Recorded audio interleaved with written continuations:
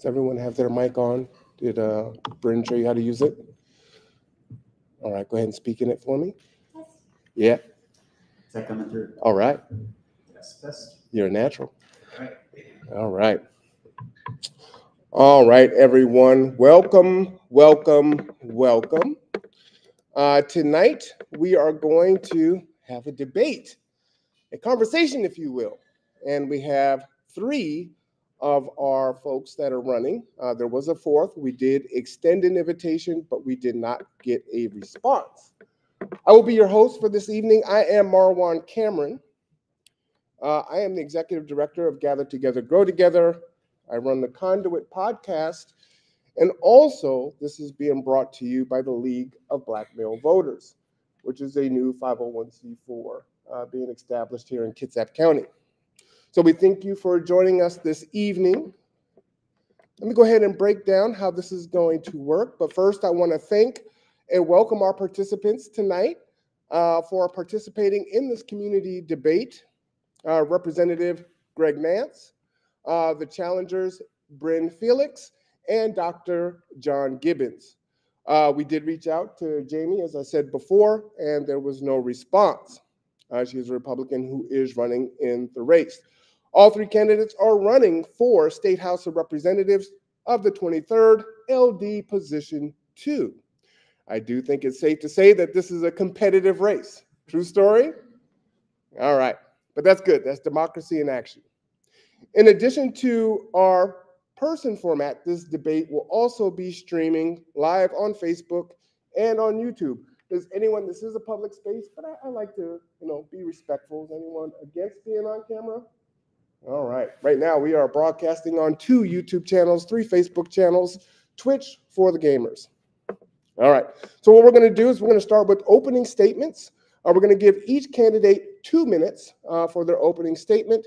And then after that, we will get into our questions. The questions will be 90 seconds, and someone can rebut for 60 seconds, and then we'll move on to the next question. Once we are done with our questions, I already have a number of questions here. As time allows, we may also take some questions from online, and we'll go from there. We'll have our closing remarks, and we'll be done for the evening. Sound good? All right. Well, I think we should start with the incumbent, Greg Nance. Thank you, Marwan. My name is Greg Nance, and I am proud to be your state representative, fighting for our community down in Olympia to deliver the resources we need to thrive up here in Kitsap. I'm honored to be speaking to you today from the Norm Dick Center here in Bremerton. This is a very special place for me and my family. My mom was a longtime nursing home social worker who took care of elders right here in Bremerton at Bay Vista Commons and across the Kitsap Peninsula. So I'm honored to be carrying her tradition of service forward. And I'm honored to be delivering for our community. During today's discussion, I'm going to be sharing how we've had great teamwork in Olympia to deliver the resources we need to thrive right here in Bremerton and across Kitsap. Delivering the resources for our ferries, to fix our ferries, to fund fast ferry service to the city, to fund affordable childcare for working families to get back to work, to fund affordable housing right here in Bremerton so every neighbor has a place to live and to grow and to thrive. Funding for safe routes to school so our kids can get safely to education, so our teachers, our community members, our elders can get to where they need to be, and working on an affordability crisis that we face across the board, not just with housing, but with groceries, with gasoline, and with healthcare, and fighting in partnership with Olympic College to rebuild our healthcare workforce. I'll be digging into each of those and sharing how we're working for you down in Olympia to deliver for Kitsap. My name is Greg Nance, and I'm honored to be in such a community that has this many folks out supporting on a beautiful sunny day in July, and this many folks tuning in online because we care. I'm honored to be your representative. I'm honored to be. Thank you. Thank you, Dr. John Gibbons. Good evening, and again, I'm very honored to be here tonight. My name is Dr. John Gibbons. I am the immediate past president of Washington State Dental Association. I am a children's dentist, practiced for over 35 years in Silverdale, and I'm a Kitsap native. I was born blocks from here when the old Harrison Hospital was actually here in Bremerton. downtown Bremerton. I have a lot of memories of here, but I don't want to go into those right now. I graduated from high school here, went to Olympic College on a wrestling scholarship, and then I came back to work here in my practice, and I was dismayed to find that there were too many children here in Kitsap County that were actually living in pain. I tried to adjust my schedule so that I could see as many children as possible, but after 2 or 3 years of working 6 days a week, that didn't work out. So I turned to Senator Walfus, and together we worked on a bill that actually increased access to care for children with disabilities, a bill that affects thousands of children a year here in Washington State and has been used as a template in other states. So why am I running? I'm running because I think our healthcare system is broken. I think that we live in the richest nation in the country, and we have some of the poorest outcomes amongst developed countries as far as healthcare. And I think that needs to be fixed. I think everyone deserves to have quality, affordable healthcare. And I think the way to do that is to have somebody in the legislature who actually knows how the system works and can make some changes for us, like I've done in the past.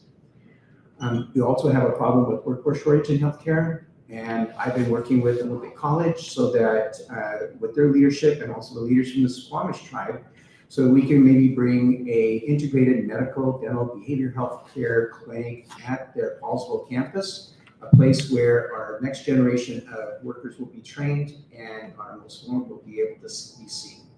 Thank you. All right. Thank you for that. And Brynn, Felix. Thank you, everyone. And Marwan, thank you so much for hosting this debate. It's wonderful to be here. I work here in downtown Bremerton, so I really appreciate having the opportunity to be here in my community on this debate day. I think I might be the only one who did not grow up in this area because I'm the daughter of 2 Navy veterans, so I had the, going to 4 different elementary school stories, and want to take the time to thank my dad, a Navy veteran, for being here today up from San Diego. As background, I serve again as General Counsel at Peninsula Community Health Services. I started my advocacy career at the ACLU of Washington, where I was an organizer and lobbyist and worked on civil rights issues such as marriage equality, voting rights access, and other criminal justice reform initiatives. I left to go to law school, then I worked as a transportation and maritime lawyer before leaving that job to go work at our Supreme Court for Justice Review. I also bring experience as a law clerk to Senator Patty Murray on the U.S. Senate Committee on Health, Education, Labor, and Pensions, and was also a former classroom teacher. I taught pre-K kindergarten, junior high school, and high school marching band. I'm extremely proud to be the preferred candidate for FEW's Progressive Voters Guide and to have the sole endorsements of Planned Parenthood, Pro-Choice Washington, Representative Tara Simmons, the American Federation of Teachers, and many of you in this room. And when it comes to endorsements, I'm most proud of the community leaders who are supporting this campaign, people like Jane Robelowski, Karen Vargas, James Friday, and many others. I'm running to increase our infrastructure of opportunity, which to me is economic justice, racial justice, healthcare, housing, education justice, and environmental justice. So thank you very much and look forward to this debate. Thank you all. All right, awesome. Thank you for that. All right, let's go ahead and jump into our questions for the evening. As I stated, each person will have 90 seconds with the 60-second rebuttal. Some of the questions that we will ask here this evening may seem similar to other debates, and I hope that many of these questions will seem new, questions you haven't been asked before. And so the first question, and we will actually go in order, so we'll start with Brynn and then Greg and then John. In 2025, Senator John Lovick will reintroduce his legislation to create a state commission on boys and men, to focus on those areas where we see boys and men in particular are struggling. Things like educational achievement, certain aspects of physical and mental health, suicides, homelessness, deaths from drugs and alcohol, incarceration, underrepresentation in certain occupations.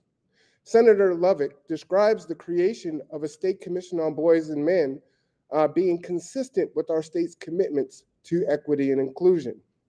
Do you think that having some focus on boys and men's well-being is consistent with the values of equity and inclusion And could you see yourself supporting legislation that would create a state commission on boys and men? Brynn? Thank you. And I appreciate that. I was not aware of Senator Lovick's bill, and I'm really excited to support it. This is exactly why I'm running, to build our infrastructure of opportunity for people who have for too long been left behind, for our systems who are leaving behind our most at-risk youth, Black men, our BIPOC population, and communities that traditionally have been underrepresented and frankly excluded from our systems of government. Absolutely, when it comes to education achievement, supporting programs that make sure that we are bridging, what has been called the achievement gap, stopping our school to prison pipeline, mental health and suicide. I work at Peninsula Community Health to make sure that we have investments in our school-based health systems, so that, because we know school is a place where youth in particular access many of these services. And incarceration, count me in. This is where I cut my teeth in civil rights advocacy and criminal justice. Absolutely. We need to be, again, stopping the school to prison pipeline. We need to eliminate juvenile life without parole. We need to stop juvenile offenses being included in 3 strikes. I mean, I could go on. I disagree with some of the rollback of our state Supreme Court's juvenile justice jurisprudence, and very much plan to reach out to Senator Lovick and ask him about it and ask him how I can be fully supportive. Thank you. Great. Yes, Senator Lovick is a friend of mine. We've spoken about it. I plan to run a companion in the House of Representatives. This is vitally, vitally important. I went to school here locally. I played baseball in Bremerton, was the backup left fielder just down the road. I also was a pretty strong student at Bainbridge High School, and yet inside I was struggling. I just lost my granddad, and I was dealing with mental health issues, depression, anxiety, and was dealing with what became an alcohol issue as well, substance abuse. Kids across our state are struggling, including kids that go to nice suburban high schools and schools that are not meeting standards, and everywhere in between. We need to be there for young people. Senator Lovick has a big heart for this, as do I. I've spent my entire adult life fighting for our young people as a youth mentor. For 16 years, I've been the chairman of MoneyThink. We create opportunity for young people to take care of their holistic wellness, helping them to get into college and avoid student debt, helping them to take care of their mental health. We were honored by President Obama at the White House as a champion of change all the way back in 2012. I've been in this work half of my life now, my entire adult life, and I will keep fighting for that. The commission is a great idea. It's one that I'm proud to support with a companion in the House so that we can see this across the finish line and take care of every young person across this great state. Thank you. Thank you. Dr. John. Thank you. So again, I was not aware of this, but I would definitely fully support a commission on boys and men. I think that too often that we have too many of our, I hate to get into gender, but I think men sometimes have a tendency to hold things back because they're supposed to be strong. And I think boys learn that also. I think it'd be very important for us to have a look at how we can improve mental health in this area and take away some of the stigma that goes along with seeking mental health counselors and therapy. I've been working at the Washington State Dental Association because this is something very important to me in creating a wellness program there that will look at this exact same thing. We find that a lot of the professions, because of the stigma, won't seek treatment. And I think men and young men are the same, that they don't seek treatment because of that stigma. And I think that needs to change. We need to have a society that understands that if we're seeking mental wellness, that we're actually doing the right thing, and that we're well, not that we have a problem. We saw this recently when an airline pilot tried to take command of an airplane, and should have been seeking treatment instead. And those are the kind of consequences we have when you don't have access to mental health care. All right, thank you. Let's get into our next question here. We know that recently there was a ruling from the Supreme Court on our homeless population. Again, this tends to impact Black boys and men nationwide, as they are the most unhoused. The question is, what type of legislation would you support that would encourage solutions to homelessness prior to engaging in law enforcement of policies used to curb homelessness? We'll go the opposite way this time, Dr. John, Greg, and then Brynn. All right, thank you. So yeah, we're talking about the grants pass decision that the Supreme Court came. And what it does now is it requires that, it doesn't require that they have the number of beds that they need in order to have a law to outlaw sleeping in public places. The thing is, we need to have a more compassionate approach to how we do what we do with homeless. We have too many people that are unsheltered, and part of the problem is we just don't have the affordable housing that we need, and we need to work harder at finding solutions to bring that housing to that are unsheltered, can have emergency housing, temporary housing, that they can have a conduit so that they can eventually have their own ownership.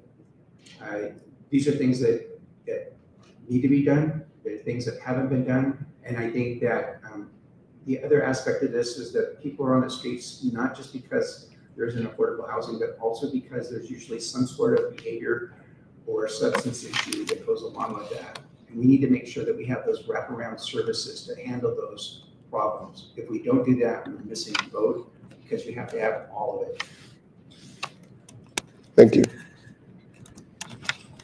Yeah, Marlon, thank you. This is a deeply personal topic for many of us. My good friend from Little League Baseball is living on the streets of Japan because he has a heroin addiction, and despite our best efforts, he's unable to get well. We need compassionate policy that meets people where they're at. We need public policy that has a heart, and we need to shepherd taxpayer dollars responsibly. It's a balancing act. The legislature is finally waking up to a lot of the causes of homelessness. Fundamentally, housing is not affordable for too many of our families. Costs of everything are going up. Folks are being put out onto the street, and it's deeply unfair to many of our working families and those trying to make it right. The legislature is finally stepping up and waking up to this. I supported rent stabilization of 5% so that folks can stay in their homes. We know that's the best way to combat homelessness to begin with. We also know that some folks do fall down and need support. I support investments in the Pacific Shelter, which will open up in September in Port Orchard. I supported investment for the Mills Crossing right here in Bremerton, and a $127 million investment for the Housing Trust Fund, which is vitally important. I also sponsored legislation that makes it easier to build affordable housing. We know that's the solution. Government needs to get out of the way and actually make it easier to build. That's what my legislation will do. We've also got to take care of holistic mental health investments by expanding KidSat Mental Health Services East Bremerton campus. There's a lot we can do to help those that are on our margins today, that really love on them, take care of them, help them get back on their feet. And that's exactly what I've been doing as your state representative.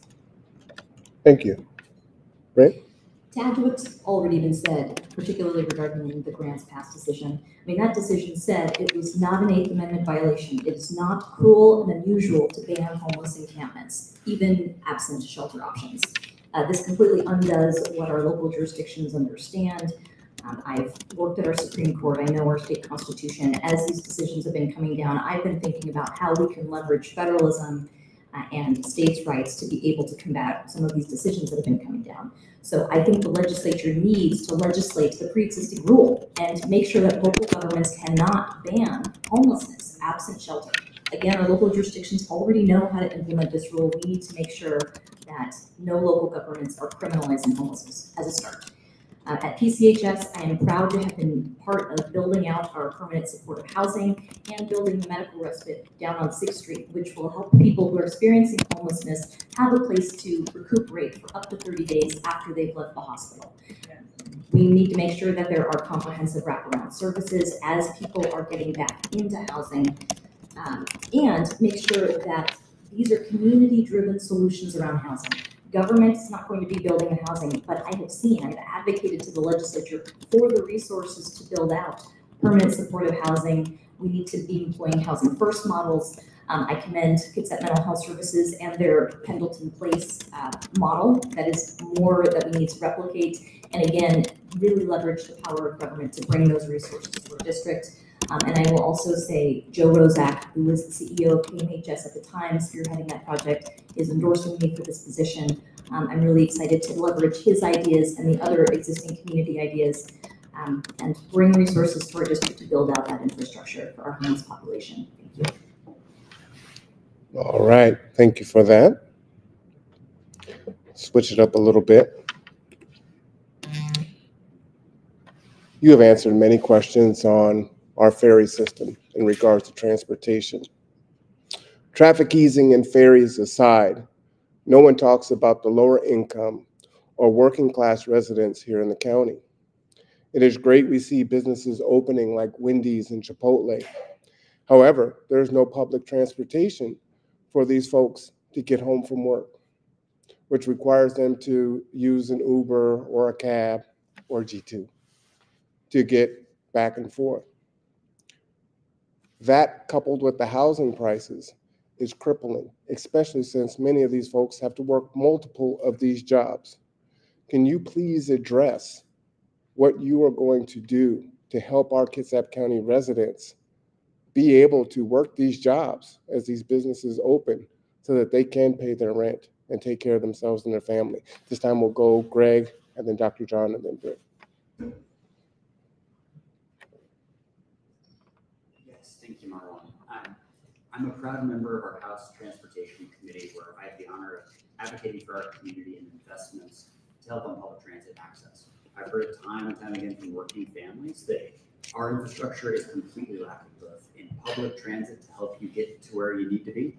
There's no Sunday service for much of the county. That is deeply unfair. We've got to work at that. I was proud to deliver over $4 million in the state budget for Kitsap Transit to operate our fast ferry service and open up funding to reopen our Sunday service, to reopen funding to build out our transit centers. That's really important so that we're able to provide the infrastructure to help neighbors get to work, get to school, get to childcare.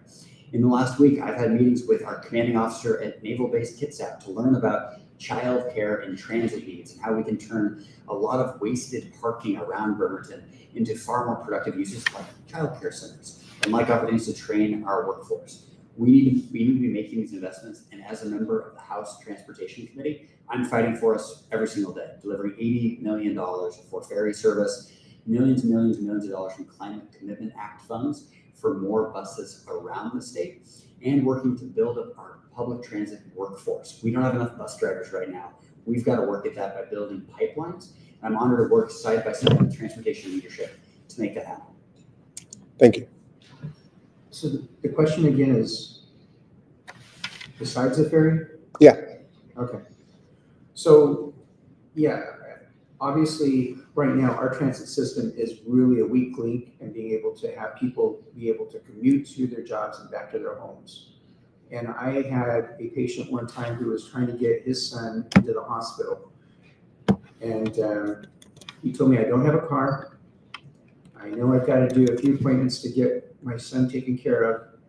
I'm going to have to get a note from you that this is necessary because I'm now on probation at my job. And I said, why are you on probation at your job? And he goes, well, I have to take the bus, and of course it's late every once in a while. And so then I get to work late, and then I get docked on that. So there are definitely people in our society, in our community, that is really highly affected by the lack of transportation that we have here, our transit system. So we just need to do more in that area. I'm excited about the new transit system center in Silverdale, and I think that this is going to open up opportunities to extend what we have right now. The other thing that we can do is also look at, as we build up our new housing opportunities and types of housing, it's good when we can build them in places where we have transit systems so that people can work and live in the same areas where they where they're at. Brynn? There's so much to say. I'd like to start by urging everyone to vote no on 2117, which would repeal the Climate Commitment Act, because those are transportation dollars that are going to renewable energy projects that are coming to our district. They helped fund the Silverdale Transfer Center and many other important projects that we have coming down the pipeline for our community. I was at Kitsap. I was on the board of Kitsap Community Resources when we conducted our community needs assessment, which validated everything you're saying, Marlon, about transportation being one of the most difficult, just being very difficult for people to access, even grocery stores and schools. I want to push back on the $80 million in delivering ferry service. This is something I've heard many times. I want to clarify that $73 million of those were cost overruns on prior projects. And in speaking with other members of the Transportation Committee, that $80 million was voted on by every single member of the legislature. I also want to focus on transit-oriented development. That's going to be huge as we grow, making sure that we're being able to get to the resources we need. We need to be growing up and densifying and growing around services. I really want to plug Kitsap Transit's long-term plan, which emphasizes improving existing service, improving transit ridership, improving environmental sustainability, and transit options across the board. I see I've got 10 seconds left, but my priority would be to help Kitsap Transit deliver on that promise. They've got a great plan, and I would help implement that. Thank you. Greg, did you want to? Yeah, sure. So yeah, one of the things you learn as a legislator very quickly, it's all about teamwork. And so we have ideas that we bring forward. You need 50 votes to get anything done. And so I was absolutely honored to host 2 town halls in this very room with many of the neighbors I now see. Thank you for coming. Thank you for bringing your ideas. I was able to take your voice to Olympia, tell my colleagues about just how important it is to have strong public transit, strong ferries. And we got every single Republican to vote for that $80 million. Massive bipartisan win across the board. I'm really proud to have been a leader on that, with editorials in the Kitsap Sun, the Seattle Transit, and an endorsement from Bob Ferguson, our next governor. We're going to work together to fix our ferry. So I'm honored to be leading the charge and to be a great teammate as well in Olympia. Thank you. All right, thank you. Let's shift to homelessness and housing. Many of the questions that I'm asking tonight actually come from clients that I serve, and I connect it that way. There's a woman that I take to work 4 nights a week. She is, I think, 58 years old, walks with a cane, is diabetic, and works at a gas station in the graveyard shift. Considerably dangerous. Of course, I'm taking her to work because there's no public transportation, as I said before. However, with that, and even working with the Bremerton Housing Authority and the other resources, it's not enough for her to make ends meet. She had to move from her apartment because they were renovating her apartment in order to raise the rent, which pushed her out. Although she moved, it still increased her rent by $300. She is currently deciding which medications to take and which ones not. What is your plan to address our housing shortage and safeguard our longtime community residents from displacement during this time of development and growth? Do you believe in rent control? And how would you make sure that we increase our supply of affordable housing? And what can you do as a state rep to help our unhoused population and reverse the homelessness, but also ensure that those that are in their cars, couch surfing, staying with friends and relatives that are close to being on the streets themselves don't fall into that? This time we will go Brynn. That was a multi-pronged question. So yes. So the first question, do I believe in rent control? So we need to start by making sure that people don't get pushed out of housing. Part of solving our housing issue and our homelessness issue is preventing homelessness to begin with. I do not support rent control because I believe that it artificially lowers supply. However, I am a strong proponent of rent stabilization and support the bill that didn't end up being successful, capping at 5% rent increases. I was just at the Paulsbo Mobile Home Park talking with many of those residents, and if we had rent stabilization, this would have prevented the issue that they had to begin with. In addition to, we need to be curbing those 360 inspections that are also forcing people out and pushing people out because they can't pay for it or pay for a particular color of paint. We also need to go back to increasing emergency rental assistance. We knew how successful this was during COVID. We need to make sure that we are keeping people housed. I'm very proud to be endorsed by the Housing Alliance Action Fund, and I'm a strong proponent of their road to housing justice. Was there another question in there, Marwan? What can you do as a state rep to address the unhoused population? What is your plan to address the shortage and safeguard, and then the rent control, which you answered? Thank you very much. I appreciate that. Apple Health and Homes, I'm very much into making sure that we are investing in the Apple Health and Homes, as well as the Washington Housing Trust Fund. Again, as counsel at Peninsula Community Health Services, I have been part of building out a housing program for low-income individuals who have not only housing needs, but medical needs. We need to leverage those public-private partnerships and make sure that they are community-driven and not developer-driven. Thank you. All right, Greg? Yes, we've begun building momentum. There's so much more we need to do. I'm a strong yes on rent stabilization. I'm the assistant Democratic whip, so I'm one of the individuals in the State House that rallies votes for strong progressive causes. I help get votes. We're just shy of the finish line. We got to keep up that good work. I got us a little bit closer to the finish line. There's more work ahead. As I mentioned, I greenlit $127 million for the Housing Trust Fund, which is really important to build more affordable housing. I also worked across the aisle with a number of Republican colleagues.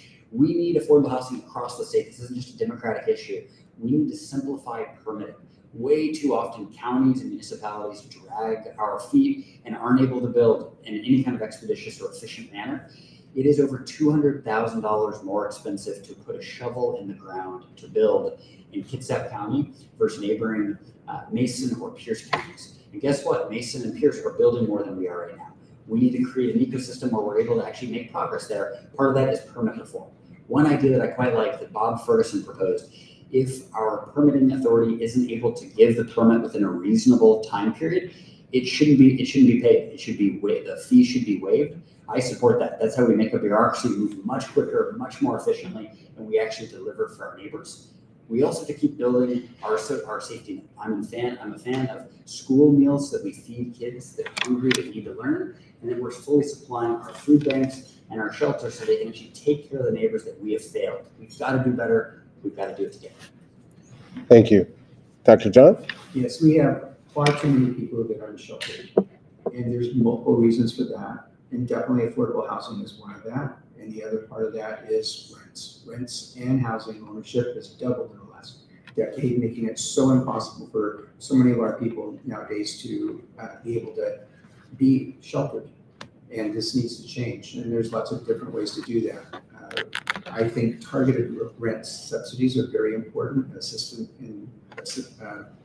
assistance is also important. I think both of those will help in those people in need. But the root of the problem, there's many of them. One of them is that we do not have, especially in Kitsap County, affordable land that's buildable. So what do we do about that? We need to create more affordable land. And you can do that. Sometimes they talk about lot splitting. So in cities where you have utilities already in place and people and the city approves it, then you can actually split the lots and start causing more density within those areas. Another thing to look at is ADUs, accessory dwelling units, like your mother-in-law cottages that you can put behind the houses, or sometimes they're attached to where you convert your garages in or your basement into additional housing. We need to do more to be able to get to the point where we have more land to use. The other part is also, I agree with the permitting problem.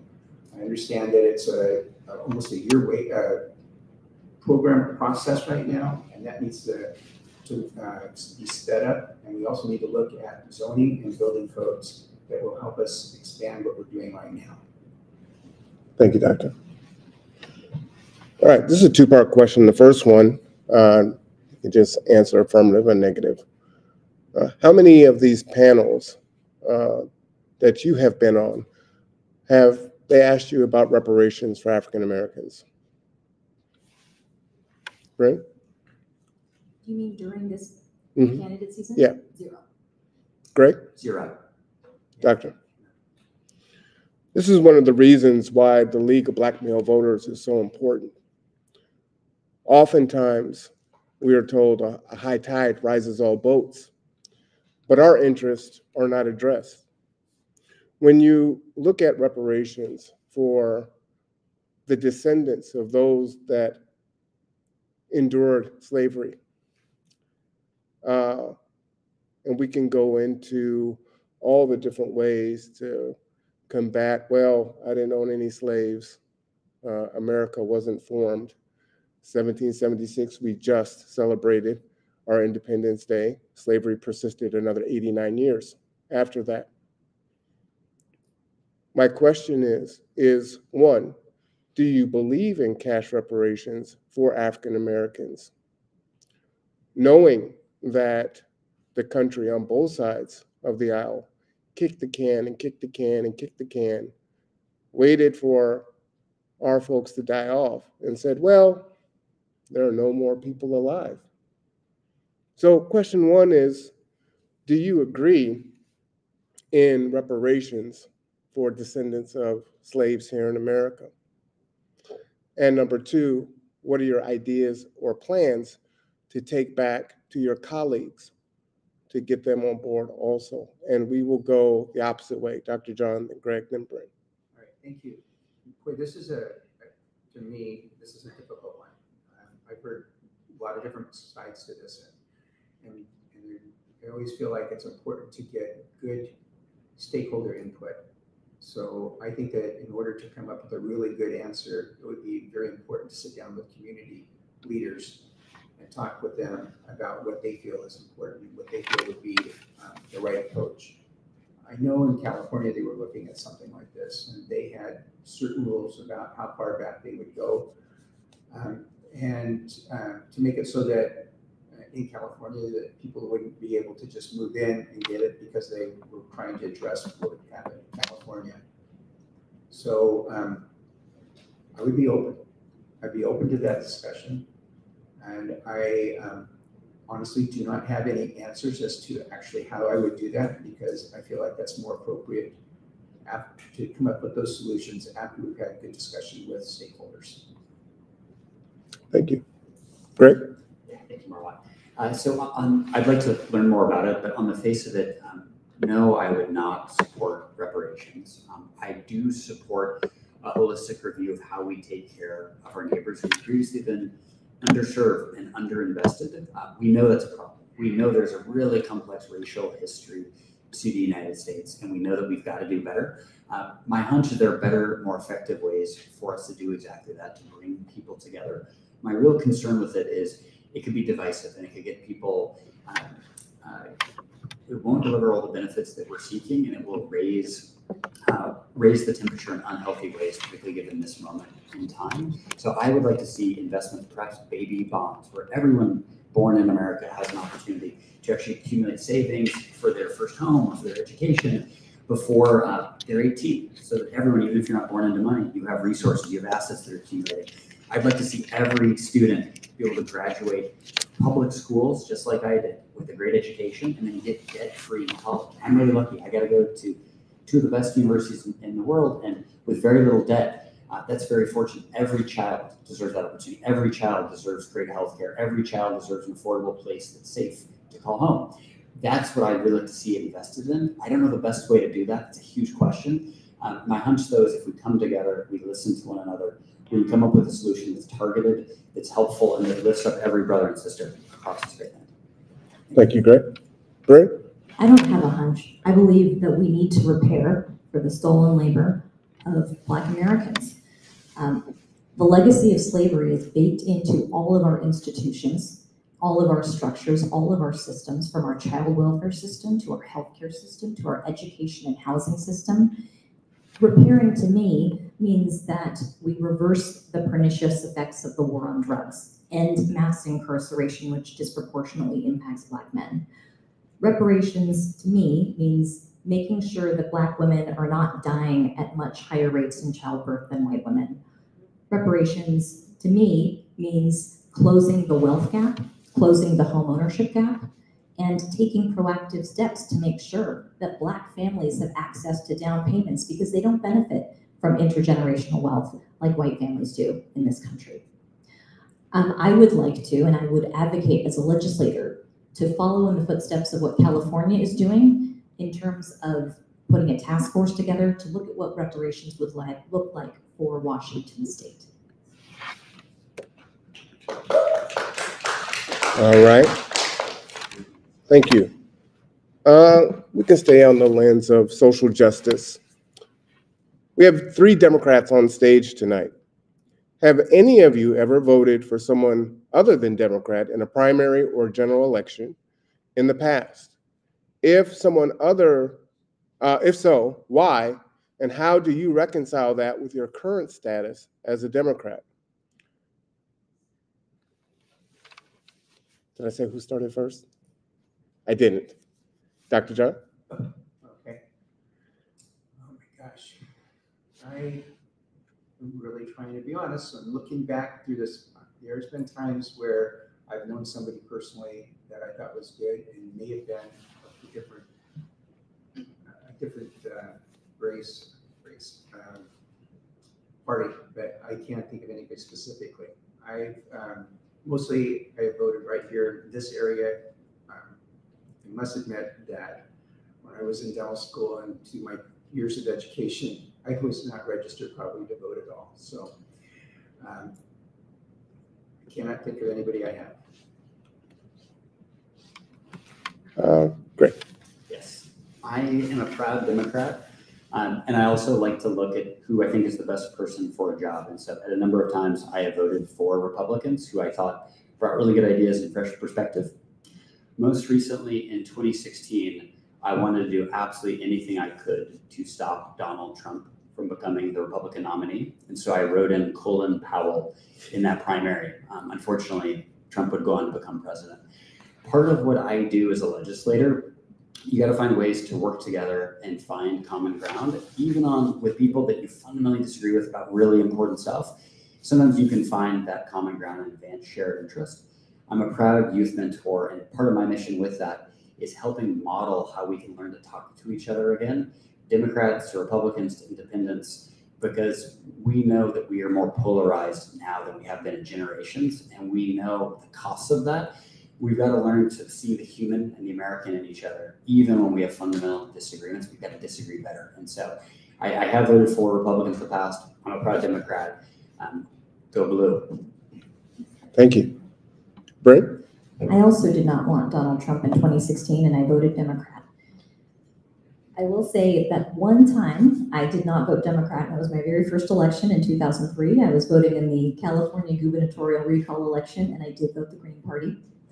I have learned from that, and I have incorporated what I really loved about that party into my platform as a Democrat, which is why environmental justice is an important part of my platform. I believe we need to work across the aisle, and I know that I have the skill to do that. When I was working at the ACLU in a nonpartisan capacity, I was sent to lobby Republicans to end capital punishment, which is a very heated, emotional policy topic, a very hot button issue.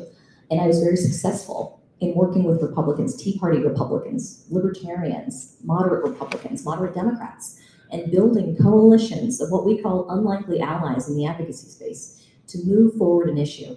I'm proud to say that I have never closed a door on an opportunity to collaborate. Working on the death penalty campaign, I worked with the Catholic Conference as a close ally. They were our strongest opposition on the marriage equality campaign, and we'd be back with them at the end of the week. So I always look for where can we find alignment. I will work with someone even if they work opposite ends with me on another issue, and that's how I will approach legislating as well. Thank you. All right, just a reminder, if you have questions, please raise your hand and the index card will come around so you can ask questions.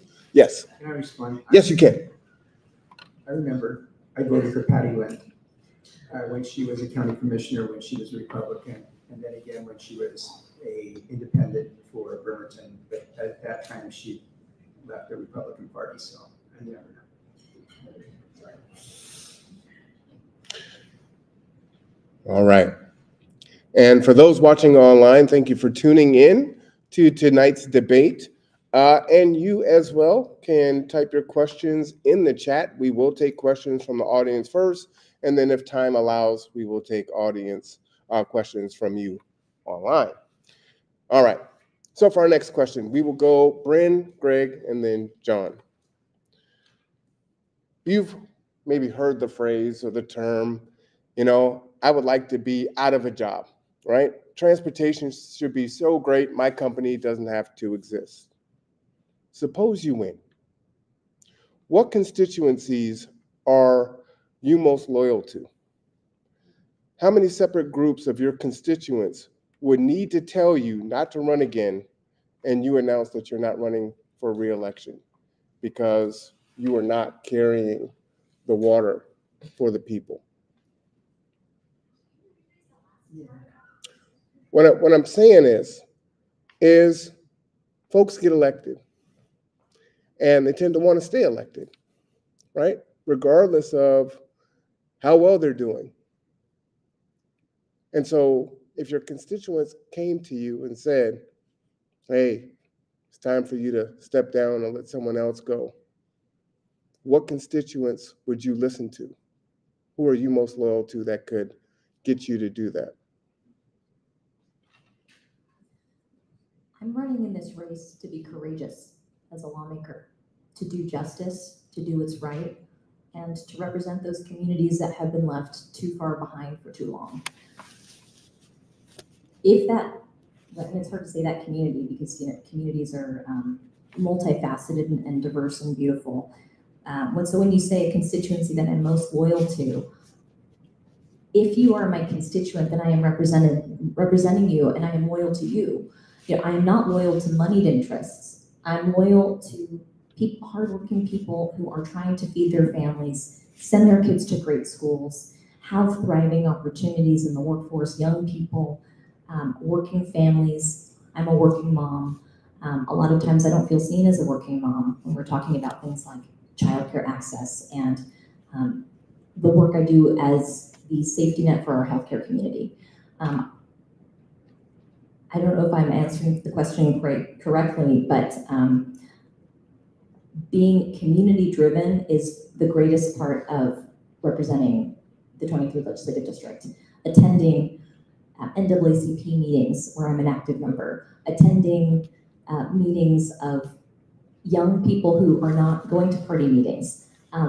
It is our blended community that I'm excited to represent. And really, again, it's all about elevating the voices that are not traditionally heard and the leadership that is existing in our communities. All right, thank you. Greg?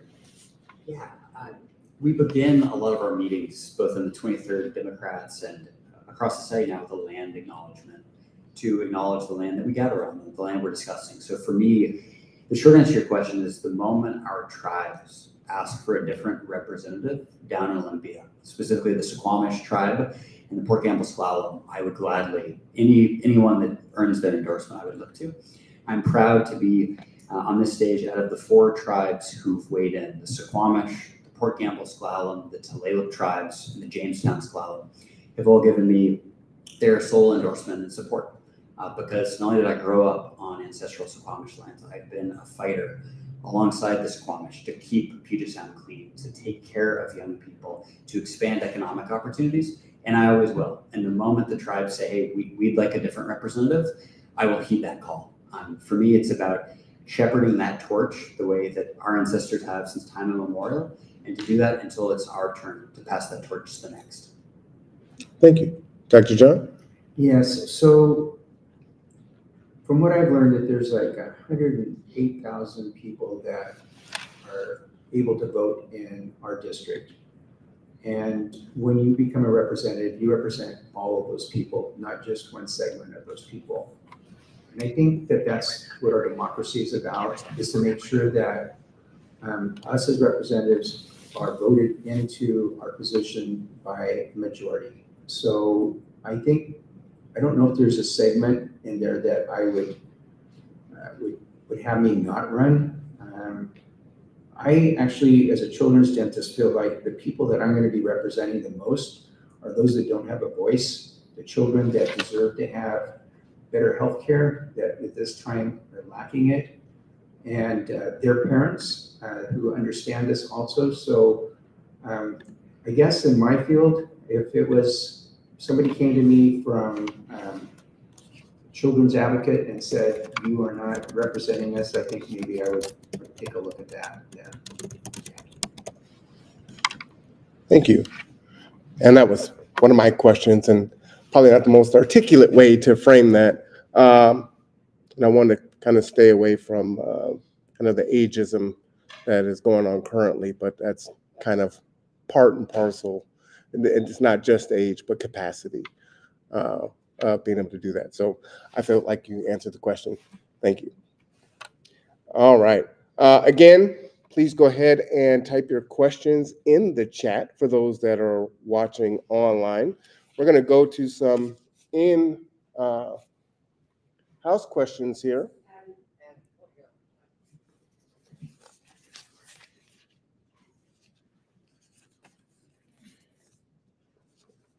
All right, first question. How would you include BIPOC and LGBTQ+ history and stories in our school? This one comes from Joel from the Kitsap Black Student Union. And we'll start with Dr. John, Greg, and then Brynn. Yeah, this is so critical, I think, for our society to become whole, and that is by having the opportunity for our next generation to learn about each other and what each subset of groups have brought to our communities. I think it is so important that the BIPOC community, the LGBT community has the opportunity to share what is important to them, and I think it's important for youth to learn this at a young age. And I think if we do this right, that a lot of the problems we see now would go away. Thank you. Greg? Yeah, I thought a lot about this question. I became a youth mentor when I was 16, helping teach younger debaters, and have continued on that track. And one of the most meaningful stints as a youth mentor was on the south side of Chicago, where I worked with 135 students across 4 years, and just opened my eyes at how important it is to see a little bit of yourself in the stories that you're told. Fast forward the tape to my term as a legislator. I am very, very proud to have voted for the first truly inclusive curriculum standards, where now every child in Washington State will learn about pioneering LGBT leaders in our state's history. I am really proud to have voted for that this year. I am really proud to have voted for inclusive tribal curricula, where for the first time, we will learn far more than I did as a public school Washingtonian growing up. We will get to hear tribal stories, and these stories of our first peoples matter deeply. I've heard that loud and clear from youth of all stripes across Kitsap and beyond. I'm really, really proud to have cast those votes and to have earned the support and the endorsement of every single of my education colleagues in the House of Representatives. We face difficult votes trying to protect young people from a lot of the culture war nonsense that we see. These are tough votes, and yet we stood up and we protected these vulnerable youth. And I'm proud to have earned the support and endorsement of not only each of these colleagues on the House Education Committee, but our entire leadership team on the House Democrats. It's a team sport looking out for young people. It's a team sport building true representation of our curriculum, and I'm proud to have played my role in Olympia. Thank you. Thank you. Brynn? To add to that, I would just say I am vehemently against banning books from schools. A lot of these discussions are happening at the school board level. We need to make sure as legislators that we are attending those meetings, using our platform to bring to light the difficult, hurtful conversations that are happening at a lot of these school board meetings. And in addition to supporting people being able to learn about their own cultural histories and personal histories, we also need to focus on language access. I was just speaking with a Port Campbell S'Klallam tribal member about how exciting it is that children are learning their language for the first time in these schools. But the fact that they don't have enough students means that they might be closing these programs. We need to be supporting Indigenous languages also being included in schools and making sure that we're setting them up for success. and not having a metric of it, you need 30 kids right away, because these programs take a while to build up. So I would be really excited to support initiatives to bring more linguistic cultural heritage as well as historical cultural heritage, and use my platform to elevate what's going on at the local school districts, which is where a lot of these conversations are happening. Thank you. Thank you. Next question, and we'll start with Brynn and Dr. John, then Greg. Do you think that tax incentives for market rate apartments helps increase affordable housing? Yes, I do. We've seen a lot of success with multifamily tax exemptions in building. Developers use these exemptions. Smaller agencies that are building permanent supportive housing are using these exemptions. I think we need to be using every single tool at our disposal. We need to have carrots, and I think that these tax exemptions are hugely beneficial in incentivizing all different kinds of actors that are doing building in our communities. Thank you. Great. Super. I want to remind folks that just 2 blocks down the road, 20 years ago, it's not the kind of place that you would want to walk, but not the kind of place that you would want to be. We had a lot of challenges in downtown Bremerton when I was a kid. I played baseball right from the road. It was a place that wasn't as safe, wasn't as friendly, wasn't as a welcoming of a place. And today, it's absolutely thriving. We need to marshal our private sector to help us build our way through this. Today, this is a great place to have a family. It is a great place to raise your children. It's a great place to open a business. That doesn't happen without pioneering leadership from people like Mayor Carrie Bozeman and Congressman Norm Dix and Puget Sound Shipyard Director Richard Tift, all 3 of whom are people I look up to and admire, all 3 of whom are legendary Bremerton leaders, all 3 of whom are endorsing my campaign because they see the work that I'm doing. In Olympia, I sponsored legislation to expand that multifamily tax exemption credit across unincorporated Kitsap County, because a lot of our fastest growing population areas aren't in downtown Bremerton. They're not on City of Bainbridge Island or City of Hillsborough. They're unincorporated. And the math doesn't check out, it doesn't pencil out. So we're not getting multifamily homes there. We're getting McMansions in the woods. In order for us to build the 40,000 units that we need to think outside the box. The private sector can't be a dirty word. It needs to be a partner. And that's exactly what we've seen in Bremerton's revitalization. I want to continue building on that every step of the way. Thank you. Thank you, Greg. Dr. John? And is the question whether or not we support tax exemption? Do you think tax incentives for market rate apartments helps increase affordable housing? Yes, absolutely. And I think it's very important that we keep that up. I think there's, tax exemptions, there's tax incentives, anything that we can do to help our private sector be able to create more housing, and we need to do it. And there's no question about that. We have a housing crisis, and this is just one of the tools that we can use to address that. All right. Greg, we'll start with you first on this next one, and then Dr. John, and then Brynn. What issues do you think is currently dividing our community, and how would you address it? Yeah, good question. I think there's one observation from my term in Olympia. The more that we actually sit down and break bread together, or share one beverage together, the more that we see that the perceived gap between us shrinking until there's actual common ground on this. And I'll give you an example. Very few folks thought we'd be able to put together a legislative package to get funding for our ferries. And I made it a big emphasis that I'm going to connect with folks that typically vote against transportation packages, typically vote against ferries. And in short order, we started counting votes. We're getting closer and closer to 50 that we'll need. That taught me the importance of actually having those hard conversations, having that dialogue, and then be able to move forward together on it.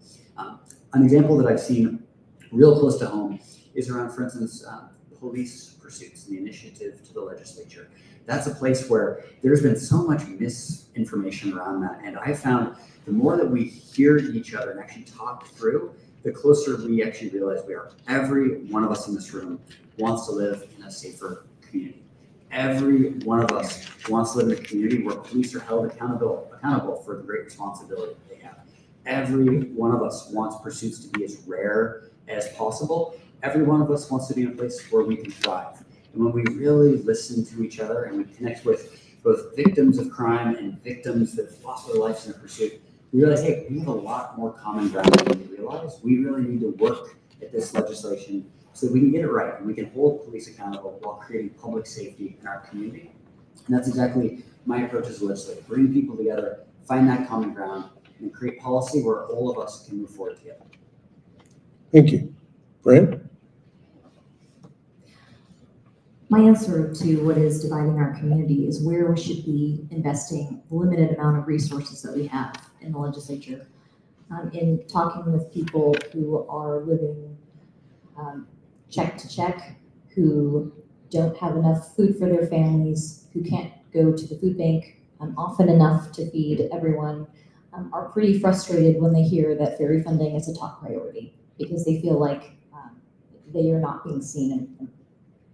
And I don't blame them, which is why my top funding priorities are in the education and healthcare space. But since Representative Nance brought up police pursuits and having them as rare as possible, I would have been a strong no vote on the police pursuit bill, having talked with law enforcement who said changing the standard from probable cause to reasonable suspicion is not going to change how they're doing their policing. So I did not hear law enforcement clamoring to roll that back. And also hearing communities of color recognizing, pardon me, the racial disproportionality that we still see in policing. To keep it as rare as possible, we want a higher standard, because lowering the standard means that we are allowing more frequent police chases. So I do think that has been very divisive, and whether we are going to have a representative that follows exactly the political approach that leadership takes, or taking a representative who's going to listen to our community and vote accordingly, there's no question that I would have voted no in response to this division in our community. Thank you. All right, thank you. All right, let's go Brynn, and then Dr. John. Oh, you want to jump in? Make sure to respond to that. Yep. Is that okay? Yeah. All right, good. So, yeah, I think it's a good question about what divides us, and I think that I would agree that there is, if you have good conversations, that we find that there's less that divides us than we think there is. So I think there are some issues though that are going on right now in our legislative district, and one of those was the parental rights initiative. As a parent of 5 children, I definitely believe that parents have the right to know what's going on at the school, the curriculum, etc. But also, as a father that lost a child to mental illness, I feel like the bill went too far, and that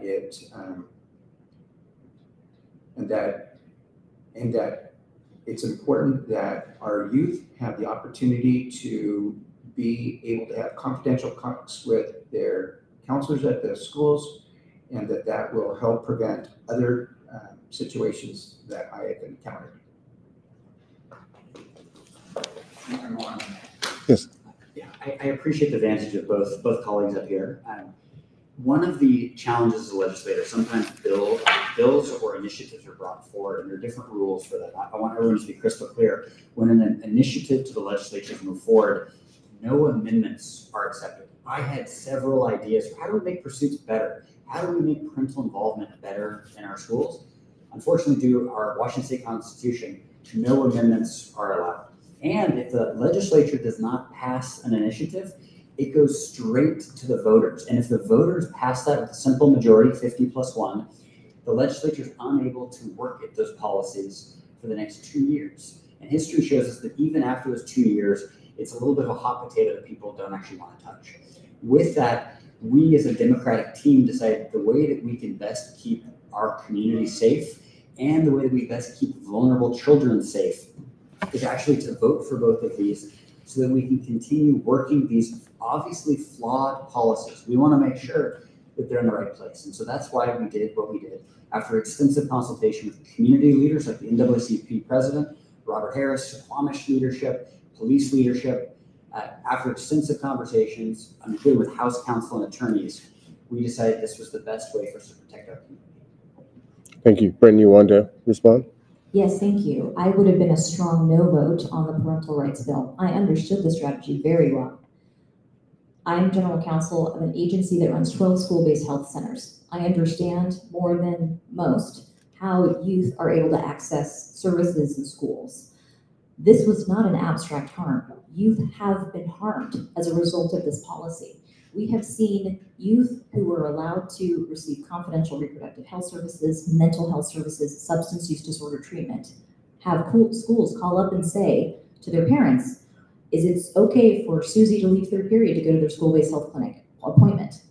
Now, their rights have been breached. As a result, I've known since day one that this is a blatantly unconstitutional law. I told Representative Simmons, who heard us. She heard providers, she heard schools, she heard youth who receive these services say that this is causing us harm. I would not vote for a strategy that would require us to pass an unconstitutional law, which is why it's being challenged by Q Law in the ACLU of Washington right now. Thank you.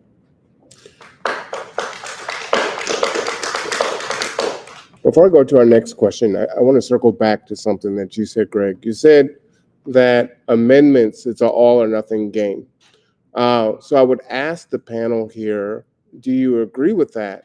Or do you intend on going to Olympia to rectify that so that amendments can be put in?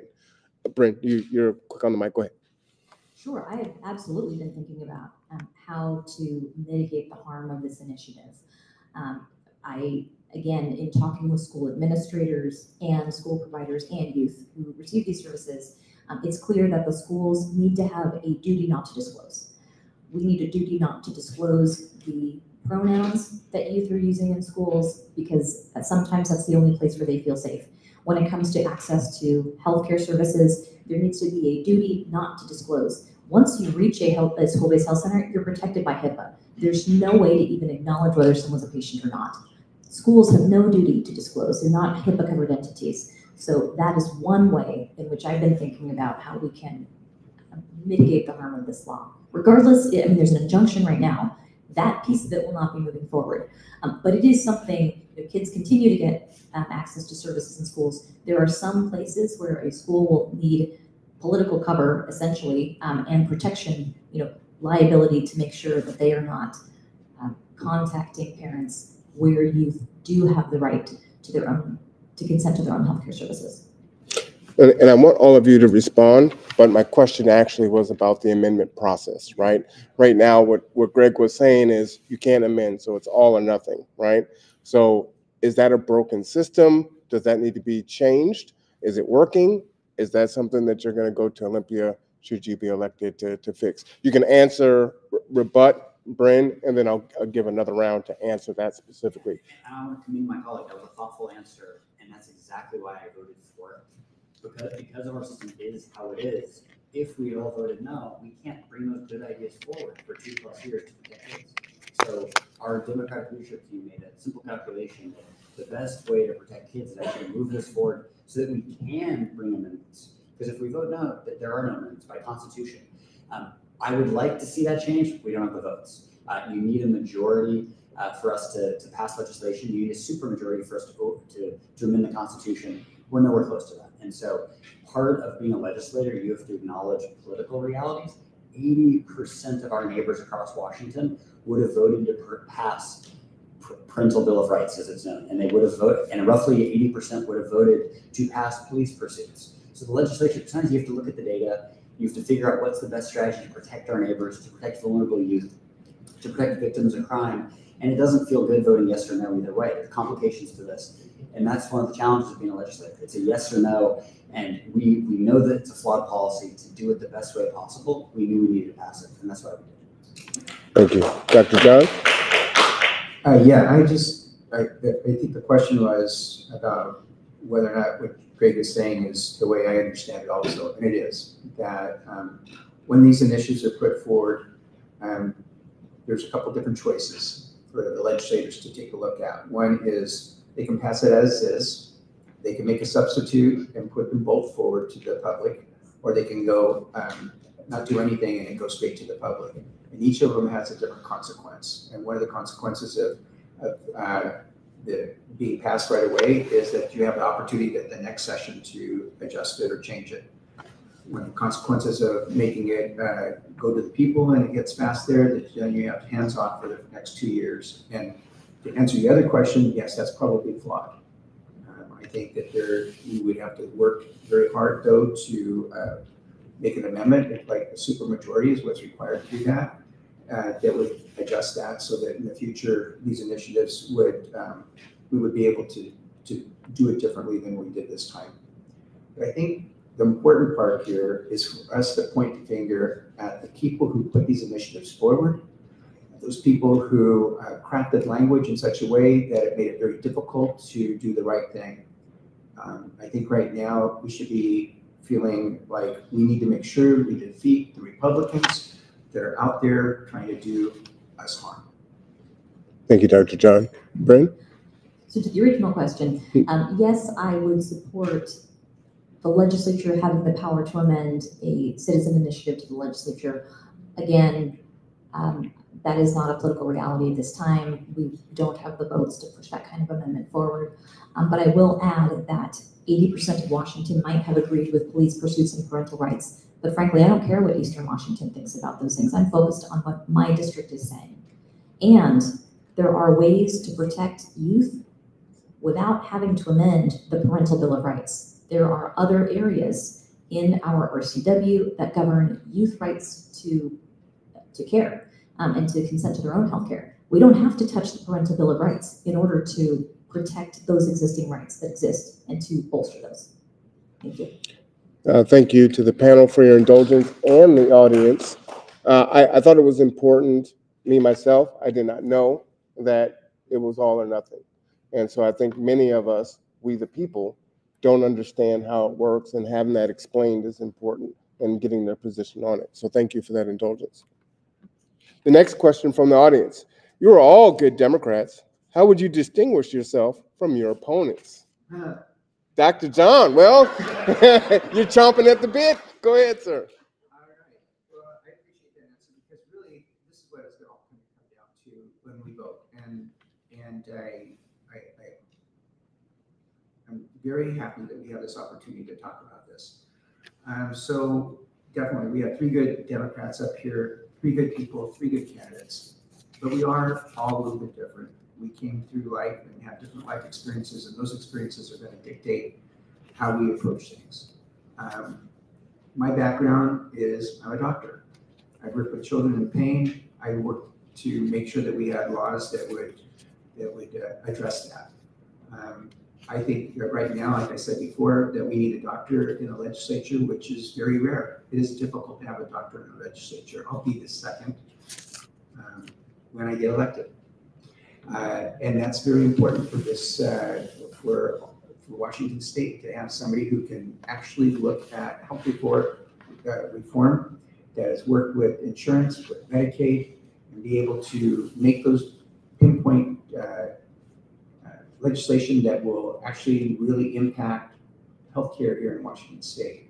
And the other thing that I am that's different from the other 2 is that I'm a small business owner. I did that for over 35 years, so I understand regulations and taxes. I understand how important it is that when you write a paycheck, that you've got the money to do that and that you can keep open. Thank you. Brynn? Thank you. I think what distinguishes us is experience. I've heard Representative Nance last year say we don't need another lawyer in the legislature, and with all due respect, he's done a great job of founding nonprofits, but his primary job was working as an executive recruiter. I think I bring more relevant experience, having worked again at the ACLU as a lobbyist, as an organizer, a mobilizer of people, helping people tell their stories in Olympia. I also am the only person who has been a classroom teacher. I'm the only one who is the mother of 2 young children, and I think that is particularly relevant when we're talking about childcare and funding our public schools. I also will say that, well, Dr. Gibbons and I both had experience working in Olympia before the session, but Representative Nance did not work in Olympia before this session, so that is a distinguishing characteristic. And I believe that I'm a progressive in this race. And again, the Progressive Voters Guide has chosen me as a preferred candidate, and I think that that stands significant. Thank you. Thank you. Great. Yeah, I framed it this way. I think I'm the Democrat who delivers. Lip service is easy. It's a lot harder to get to Olympia and get 50 votes for our priorities and to bring it home. And across the board, I have brought it home. There's a reason why I was named Freshman Legislator of the Year by Children's Campaign Fund. I bring people together. We take on really, really big priorities and we make them happen.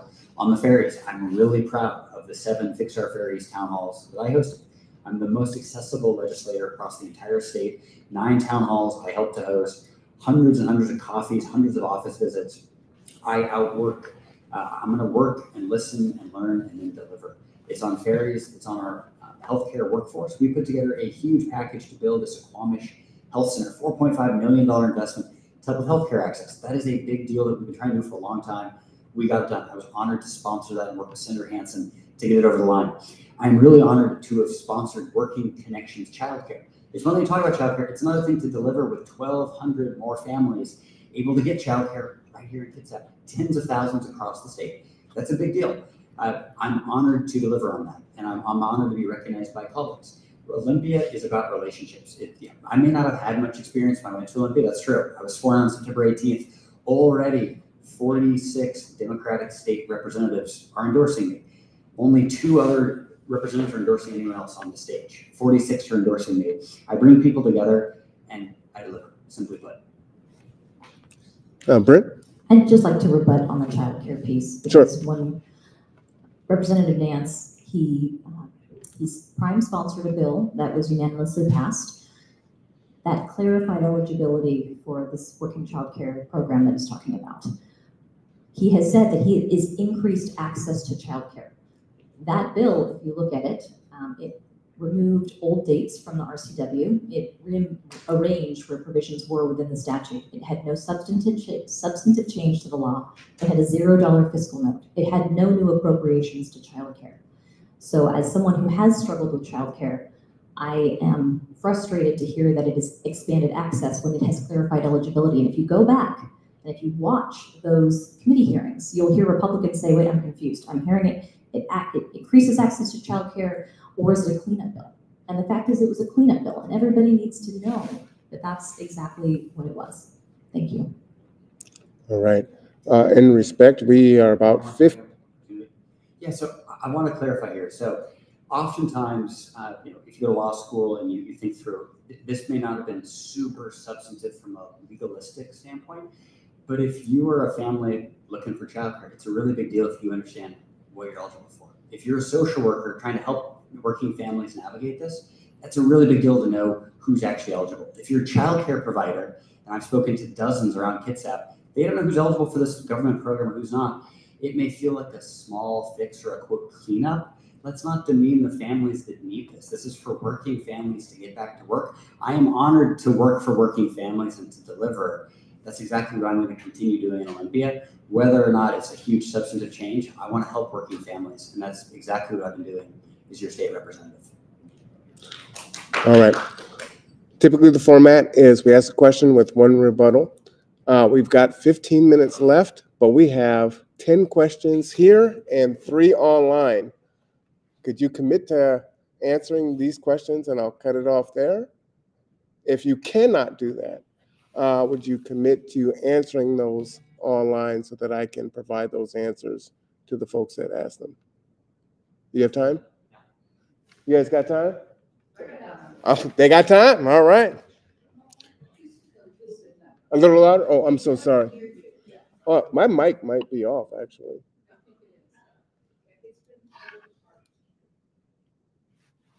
Hello. My mic has been off all night long. Apologies. Wow. All right. You guys don't want to hear me anyway. All right. What is your top 2 goals to complete in your first session? I think this is a great random follow-up from my mixing here. We'll start with you, Doctor. All right, so I have a couple bills right away that I think will be very helpful. One of them is related to medical loss ratio. Medical loss ratio was something that came about in the Affordable Care Act in which patients were supposed to receive, for every premium dollar that they put into their insurance, 85% back in patient care, and 15% of it was supposed to go to the insurance company's profits. And that could be used any way the insurance company wanted to, their executive staff, it is their profit. In dentistry, we found that it was not included in the Affordable Care Act. It was only 3% of total health care, and therefore was left out. When we looked at the Office of Insurance Commissioner, they have information there that shows that there are dental insurances in our state that are selling insurance at 50% medical loss ratio, meaning that only 50% of each premium dollar is going to patient care. There's also some that are selling it as low as 28%. That means they're making a lot of profit and you're not getting that much for your care. So a simple bill, it already got written up. It's going to say that they need to bring dental insurance coverage up to the same level as medical insurance, which would be around 80%. That's just one of them, but I have a whole bunch of those in my pocket ready to go right away that are actual real bills that have never been enacted before, and you're going to really start changing our healthcare here in Washington State. Thank you, Dr. John. Greg? Yes, I'm going to give you a top three, and I'll try to go quick here. The first one's our healthcare workforce. We've gone the wrong direction. When I was a kid here, you could easily get an appointment. That's no longer the case for way too many of us. I've already started building a healthcare pathways program at Olympic College, Polsbo, with the help of Marty Cavalucci, our president, and then Dr. Nye. We've already begun that process. We need to triple down. Last week, I had lunch with our OC president and Lieutenant Governor Denny Heck. We're going to put together a $60 million package to substantially expand and build that out. Also roping in Squamish Health Center, which can be a real pioneer. Our tribe can work much faster than the state on a lot of this. We do enlist that. I am the tribal endorsed candidate. I'm also the first responder and firefighter endorsed candidate. We've already shown what we can do together.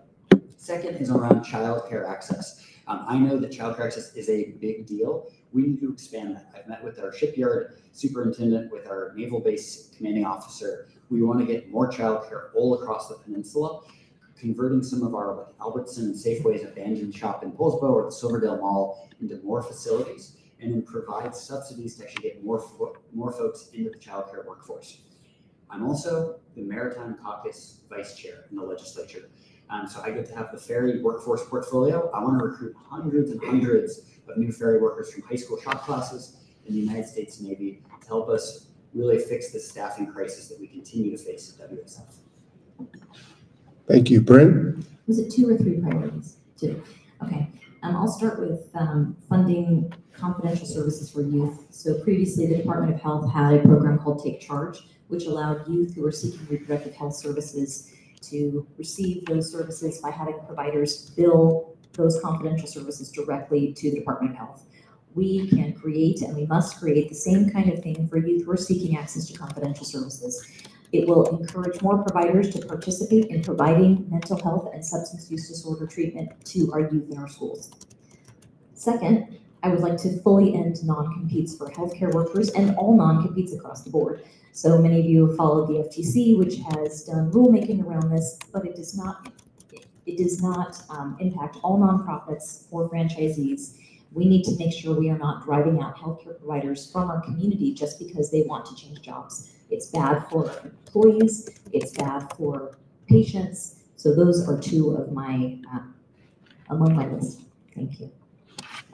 Thank you. All right.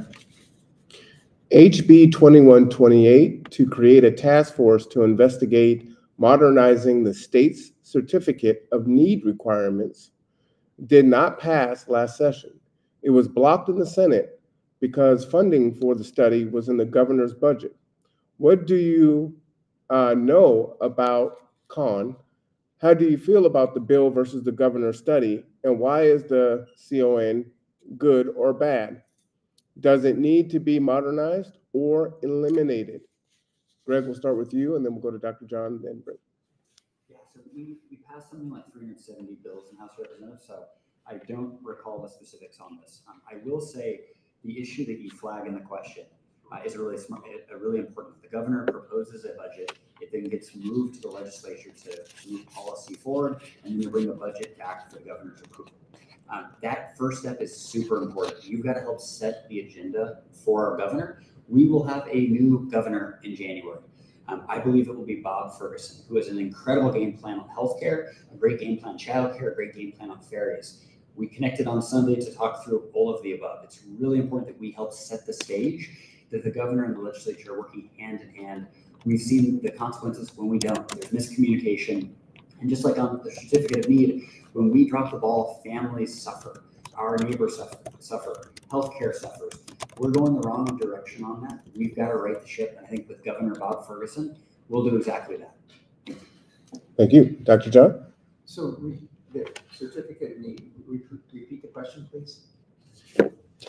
HB 2128 to create a task force to investigate modernization of the state certificate of need requirements did not pass last session. It was blocked in the Senate because of funding for the study in the governor in the governor's budget. Sorry. What do you know about the certificate of need requirements, and how do you feel about it, the bill versus the governor's study? What is the certificate of need, good or bad? Does it need to be modernized or eliminated? Well, that's what the study's for, and it's unfortunate that they didn't get the funding for it. I think it will reveal that it's very important that the certificate of need, and I think that it's something that if we do it right, it's going to make people's lives better. Thank you. Brynn?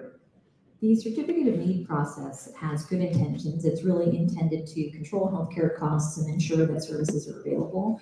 However, in practice, when a healthcare provider applies for a community certificate of need for expanded service, it really ends up truly, in fact, limiting. So I would support eliminating our certificate of need process and follow what other jurisdictions have done. And it has been, data has proven that once those have been eliminated, a lot of the bottlenecks around access to services is also eliminated. So yes, I support eliminating our certificate of need process. Thank you. All right. Brynn, we're going to start with you this time, and then we'll go to Dr. John and then Greg. Do you believe that the state, is this off again? Yes. I caught myself that time. Do you believe that the state has done its job to fully fund public education post-McCleary? Why or why not? If not, what would be your plan to change this? Thank you. As a former teacher and with children who are about to enter into our public schools, I think it is shameful how we have continued to underfund schools. And in fact, if you look at the percentage of the general fund that goes to education, that percentage has been going lower and lower and lower since the McCleary case. So no, I do not believe that the state has done its paramount duty to fully fund education. We have seen special education get left behind. I have talked to so many parents with kids on IEPs who feel completely unsupported. That money it did not go to our full education workforce. It left out para-educators who serve children with disabilities, who serve our multilingual kids, who serve kids who are at risk of falling through the cracks in our public school systems. It also did not fund the salaries of custodians or bus drivers or any of our classified workforce. So there's a lot more to do to beef out public education funding. I mean, starting with funding MSOC, revisiting formulas around regionalization. There's a ton to do, starting with having Democrats who are willing to say we're not fulfilling our duty and prioritizing investments in public education. Thank you. Thank you. Dr. John? Yes. So we have not funded our public education as much as we should. The McCleary Act was a great start, but we still have too many positions at the schools that are not funded by that, and we need to do more about that. So for instance, as mentioned, the para-education, special ed, we need more counselors. We also I know that there's programs for when our military folks come into this area and they help them acclimate to our area. I think there's so many things that we need to do.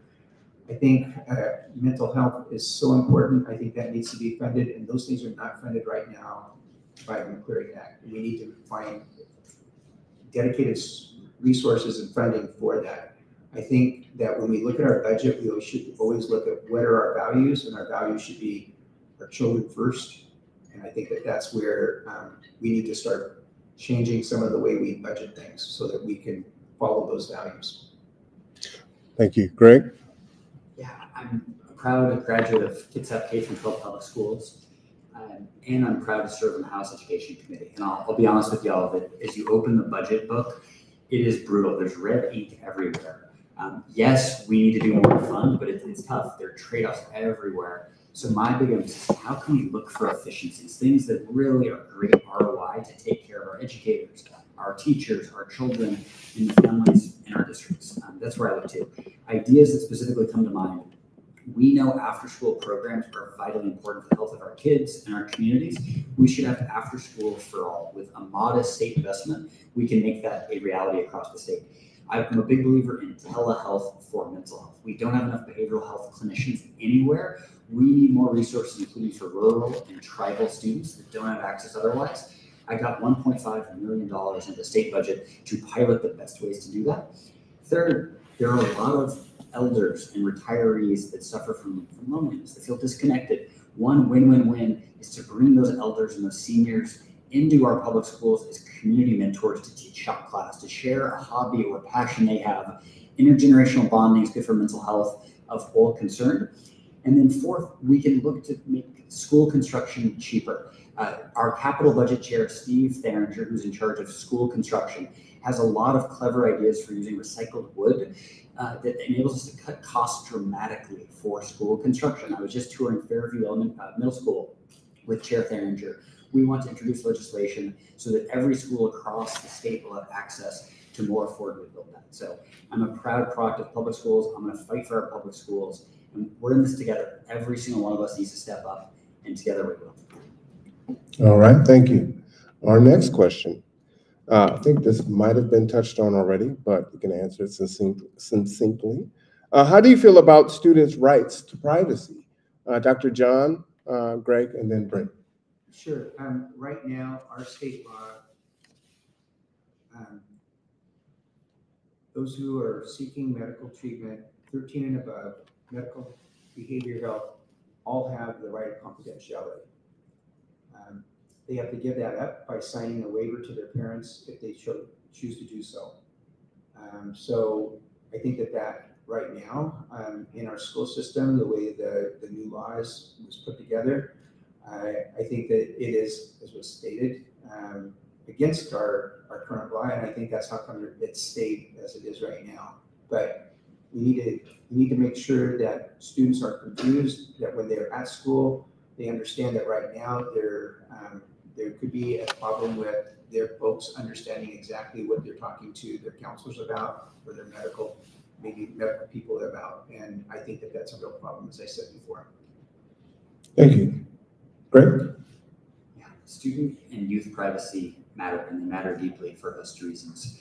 When I was a high school junior, I lost my grandpa Charlie to a massive stroke. And in the aftermath of that, dealt with anxiety, dealt with depression, and dealt with substance abuse. Exactly one adult on the entire planet knew about that, my tennis coach, Mr. Anderson. It mattered deeply that I could confide in Coach Anderson, he could be there for me. We need to ensure that with the new initiative that we are building the very best policies to protect the privacy, especially of vulnerable youth that are struggling with various life circumstances that don't always have the loving relationship with their parents or other family members that many of us in the room may have had growing up. We need to be there for every child. As a member of the House Education Committee, I've gotten a crash course on HIPAA and FERPA and how they relate to our schools. Our federal protections are good, but they need to be a lot stronger, especially in school districts where school boards are trying to undermine those rights. We need to be there to strengthen it. And as a House Education member and as a member of the Democratic leadership team, that's exactly what I'm going to do, because I want to fight for every young person including those most vulnerable. We need to be there and have their back. Thank you. Brynn? Well, I'm still a card-carrying ACLU member. The ACLU has done incredible work to defend students' rights to privacy, putting Know Your Rights guides out there. I will say, we've already talked about, my belief about how the Parental Bill of Rights completely betrays youth's right to privacy.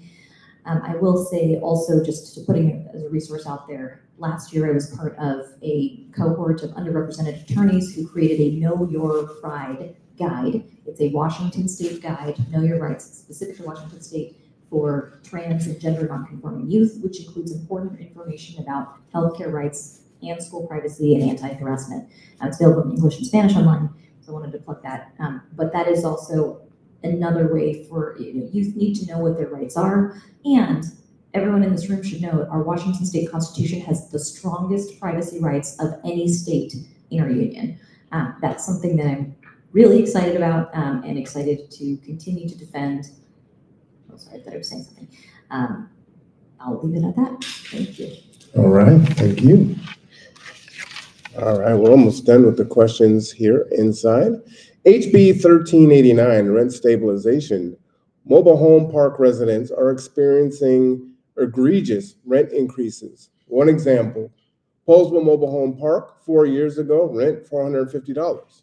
In November, that rent will increase to $995, which will cause residents to become homeless.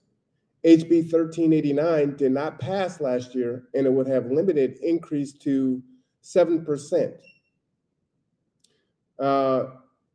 Will you sponsor or co-sponsor a rent stabilization bill? Brynn, Greg, then John. Yes, I will. As I mentioned, just this past weekend, I was visiting with residents of the Paulsboro Mobile Home Park and hearing all of their stories. And it was heartening because we were there with the retired Boeing Bluebills who were helping them rebuild and restore their homes. I would support a 5% cap. If it needs to be compromised to 7%, I would likely support that because it's important that we get something in place. But I would like to see the rent stabilization capped at 5%. And yes, I would absolutely co-sponsor that. Thank you. Thank you. Greg? Yes.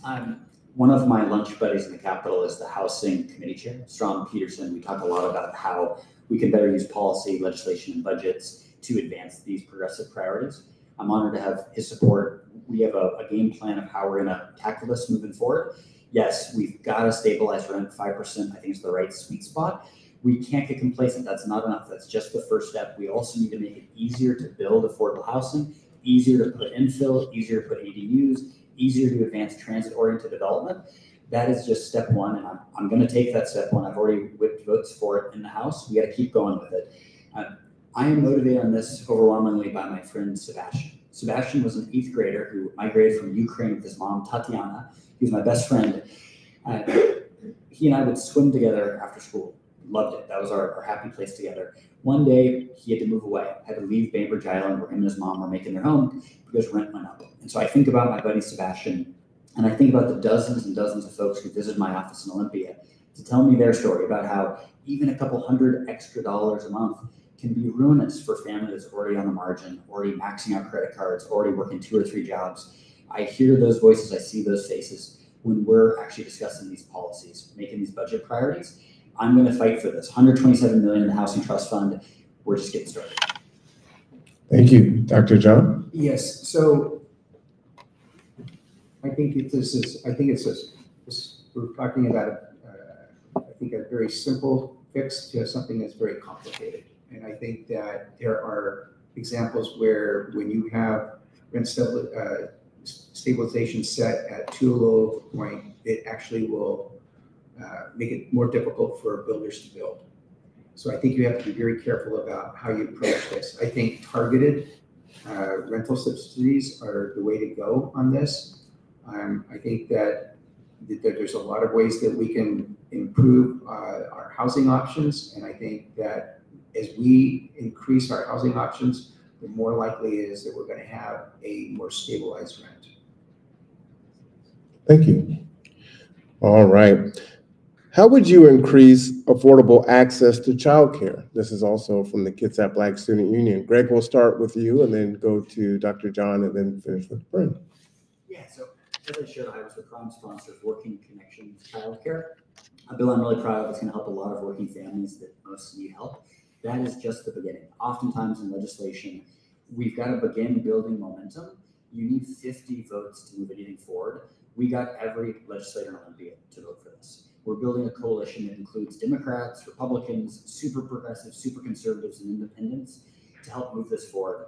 I'm a relationship builder. I want to keep the unanimous support that we do have while working with every partner we can. And that includes our United States Navy that has this as a critical issue. It includes our shipyard that has this as a critical issue.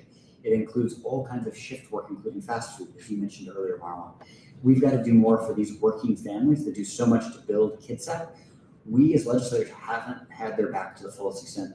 That's got to change. And so childcare is a big piece of that. As you mentioned in your earlier question, public transit is also a key part of this. And so I am honored to be Freshman Legislator of the Year by Children's Campaign Fund for the momentum and the relationships that we've already built. We're still in the first inning. Too many families are unable to find affordable childcare. Folks like my big sister, she's on year 4 of a sabbatical because it's more affordable for her to stay home with her 2 daughters than it is to go work. And that's true of thousands and thousands of families across KidSat. I'm going to keep fighting to advance that through partnership and through great teamwork both in Olympia and here in KidSat too. Thank you. Dr. John? Yes, definitely childcare is so vitally important to our economy. There's so many people who are limited by what they can do to improve themselves, their education, their jobs, because of a lack of childcare, because of a lack of affordable childcare. So we need to do all we can to help fund that. One way that might be able to do that is small businesses could get tax credit for when they give stipends to their employees who have childcare or have their children in early childhood education. So I think that would be one way in which it's a win-win for the small businesses, keep their employees with them, and also allow those employees to get have childcare that's reimbursed. Thank you. Brynn? This is not an abstract issue for me. I was that new mom with a brand new infant that had to make the decision I thought I was going to have to. I couldn't get off of a waiting list for childcare. My son had just turned 4 months old and I was supposed to go back to work. And I didn't have childcare lined up. And I was going to have to make that decision that too many, typically women, have to make. At the 11th hour, I was able to get off of a list, but we should not be depending on luck. We need to make it easier to open licensed childcare centers. I've talked with individuals who really want to open them, but they don't have the technical assistance. We need to support people and invest in that technical assistance so individuals can open childcare centers in their homes. We need to support our childcare workforce, which is, there is so much turnover in that area because they are not well compensated. And I would support moving us toward universal childcare. This is something like universal healthcare. It's something that we need to be able to do to help all working families. And I would second what Dr. Gibbons said about supporting employers with a tax credit if they are helping with childcare. Thank you. All right. Our last question from the audience, and then we'll go online. As representatives to our state, how are you supporting the preservation of Indigenous and African American history, cultural heritage, as well as contribution of underserved and underrepresented communities of color? We will go Dr. John, Brynn, and finish with Greg. So the question is, how are we preserving? Mm-hmm. Okay. So, and how will you? First of all, we've already talked about book bans, and I am obviously very much opposed to any such thing. I think that it's got that African heritage needs to be part of our curriculum. I think that we need to have their story told in our schools so that everyone understands the importance that they've had in our history here in the United States. And I think that it's very important that their story is told also of the barriers that they've had to go through in our United States and how those barriers are still there present. And people do not understand this until somebody sits down and actually explains it to them. So that's my thoughts. All right, thank you. Brynn? Thank you. I've already talked a little bit about the importance of curriculum that reflects Black, Indigenous, and people of color communities, as well as making sure that those linguistic traditions are supported as those programs ramp up. I also want to take a moment to mention leaders in our community like Jewel Shepherd-Sampson and supporting the Kitsap Black Student Union. You know, these are organizations, community-driven, community-based organizations that are committed to amplifying and elevating leadership of young Black leaders in our community. As legislators, we can regulate, we can give money, but also we can use the power of our platform to amplify the existing leadership that's going on. That's what I was talking about with going to school board meetings. Similarly, there have been divisive things going on in North Kitsap. The Suquamish tribe having their cultural traditions not included as part of the cultural heritage of our schools. You know, we need to use our platform to bring these issues to light and to show support for the tribe. So part of it is not just what are we going to legislate on. I think all of us here very much support inclusive curriculum. The budget as a moral document, when we're talking about basic education, that needs to include Indigenous and African American cultural heritage. But the other piece is being in the community, amplifying that leadership that is existing, and using our platform to elevate that. Thank you. Great. Marwan, I'm a big believer in both education and economic empowerment to work through this and solve it. I was proud to vote for that inclusive curriculum so that every student can see a little bit of their own journey encapsulated in the American story, because all of us make up that American story. That's one that's so special about where we come from. I also fight for our ferries in part because that is the vital economic link for our tribes. This is not some abstract concept. Every canceled sailing can mean over $100,000 in missed revenue by our tribes. This isn't abstract, this is very concrete, very practical. And that's the reason why, in large part, I've earned the sole endorsement of our tribes.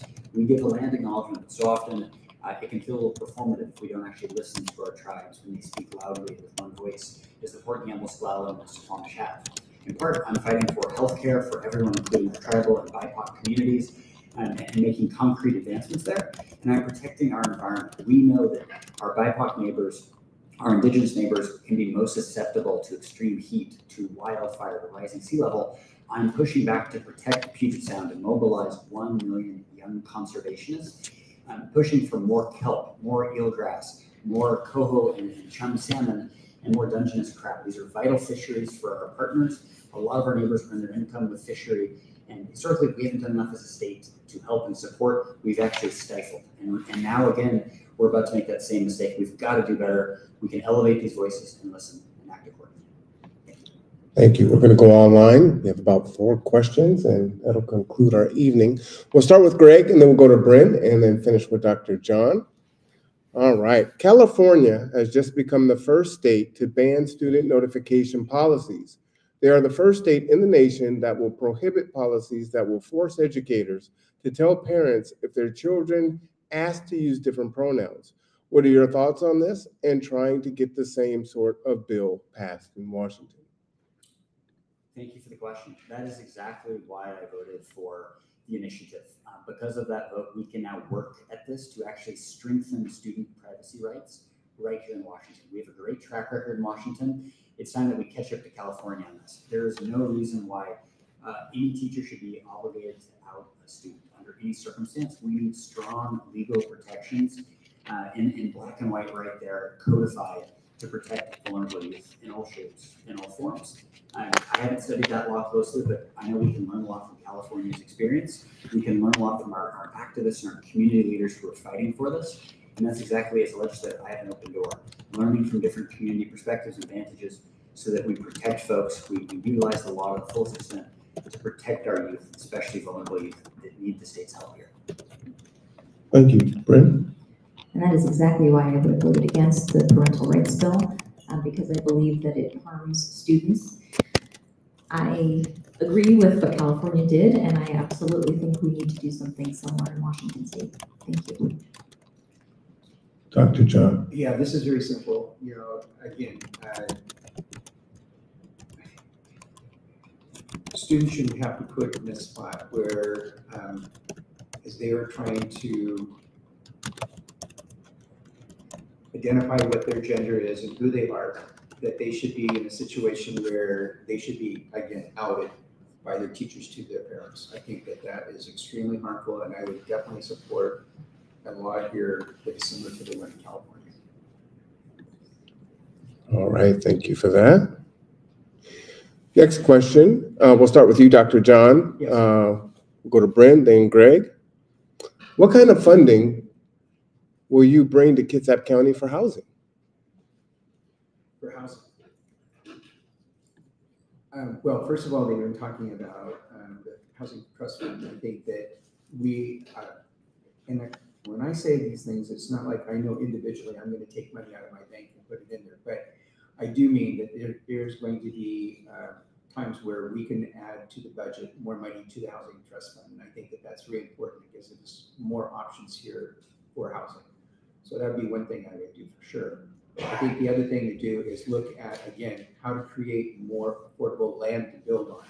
And so right now, when I was talking about lot splitting in cities, that is a bill that is being considered probably in the next legislative session, and something that I would support. It allows cities then to be able to split lots where they have the utilities available, and I think that that would also help create more affordable housing. So those are two ideas. Thank you. Brynn?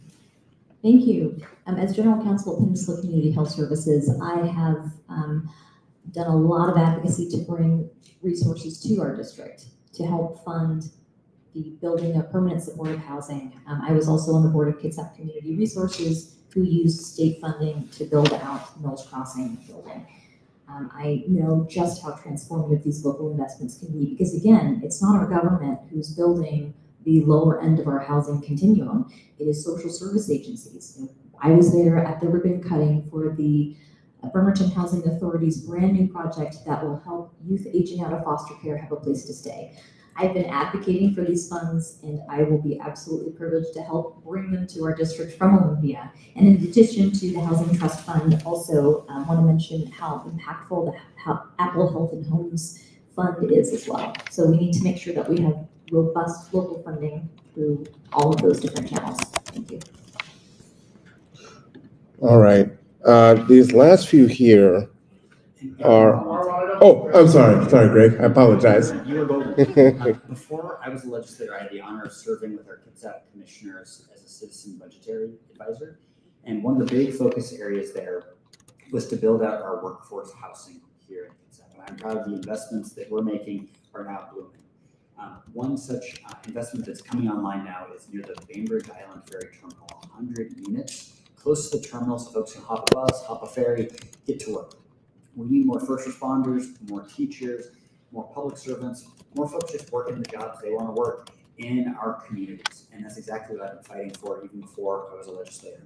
As a legislator, I helped greenlight that $127 million housing trust fund investment, over $3 million for Mills Crossing.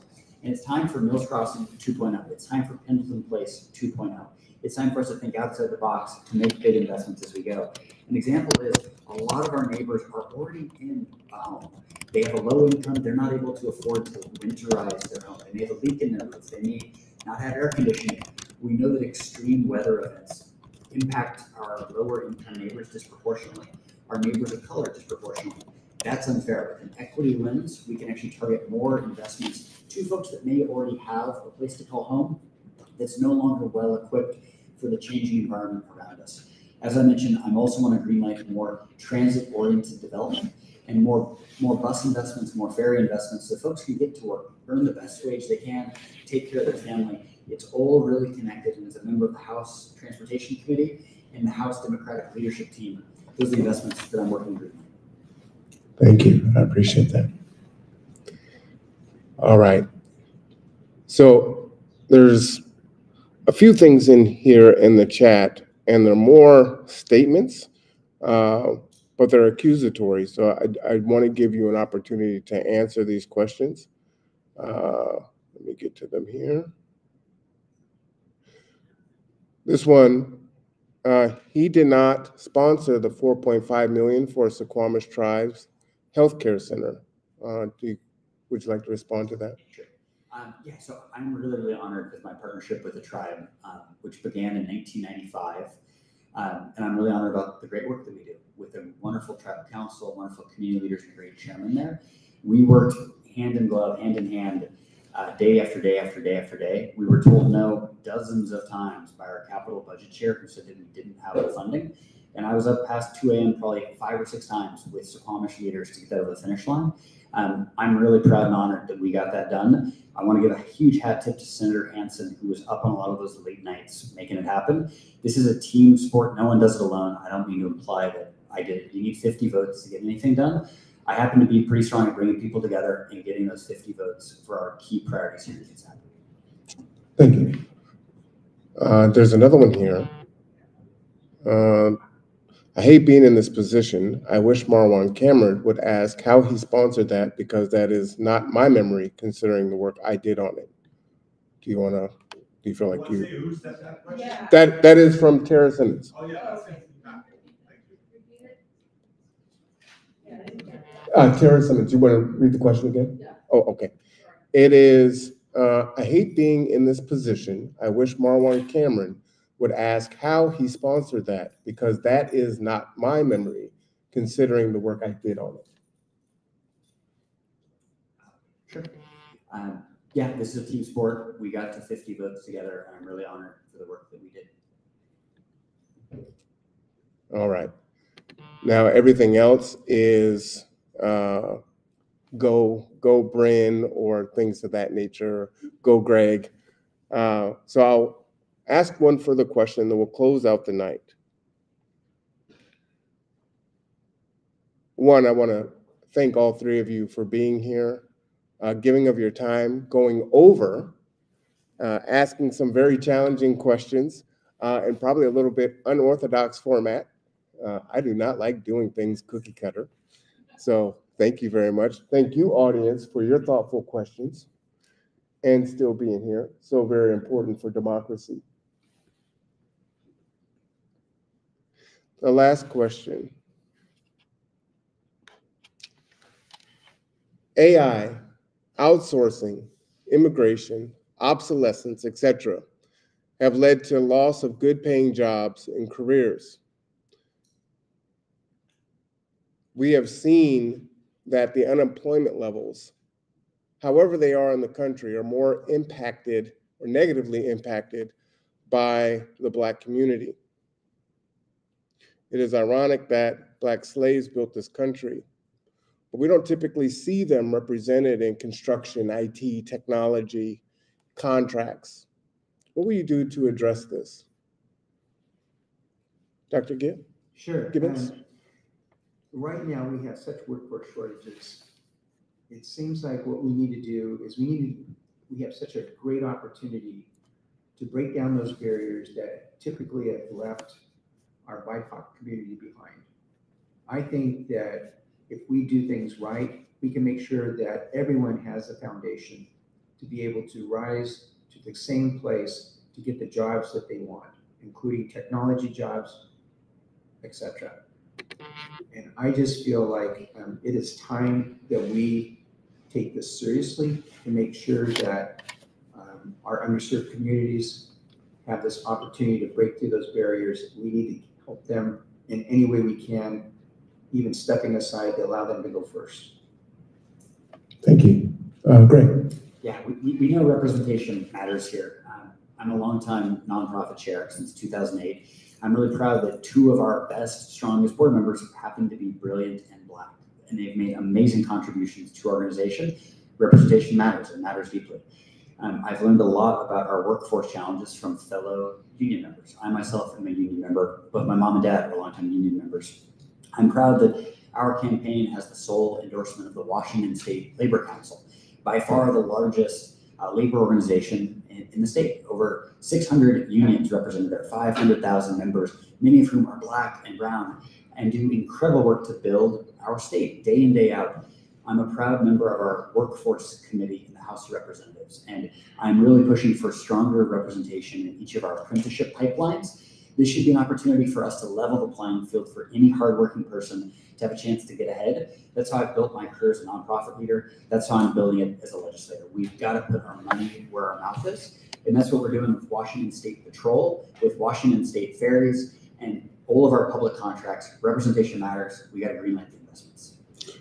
Thank you. Brynn? Thank you.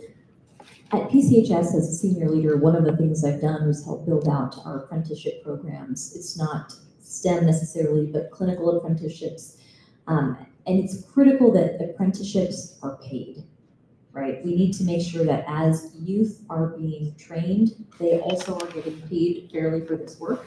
There's opportunities for the legislature to make sure we're investing in paid apprenticeships, whether it's the trades, whether it's in IT, whether it's building out our healthcare workforce. I also want to go back to what we were talking about. When we're talking about fully funding education, this means making sure that we are giving opportunities like coding in schools, that we have early intervention, that we have exposure. This goes back to making sure that we're funding para-educators who are serving our students who are at most risk of falling behind.